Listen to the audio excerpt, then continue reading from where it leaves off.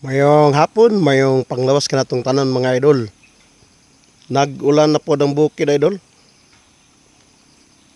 Di na makita ang Mount Apo. Kana dol. Kanang tungura dol. Mount Apo gina siya diha dapita dol, bandaha dol. Layo lang kay ta dol pero kuan na ta dol. May estimate na to asa dapita ang Mount Apo. So mao gina siya dolo, diha dapita. Kaning buntura makita na to diha sa likod ana na diha ang source sa NGCP. Klaro kay dulo.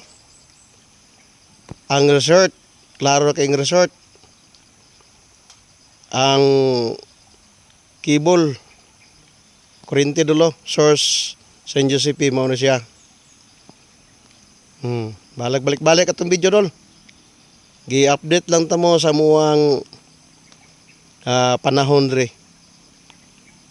Dali ra gid mo ulan ning lugar dol, ning Bukira. So matapo dol. Na gid dapita dol. Kana so ulan naman dito. Nya ang ulan medyo nibahada na dol. Medyo nibahada na dol.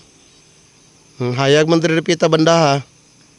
Po dire ngit-ngit na. Nya taligsik kamay. Pasilong tas purok dol, purok ka dol. Silong tani. Dire na dol. Dire na sa himutan na to. Layo lang kayo. Nara sa mga 10 kilometers gikan sa kuan, NGCP. So may hapon, salamat sa pagtanaw sa akong video. God bless.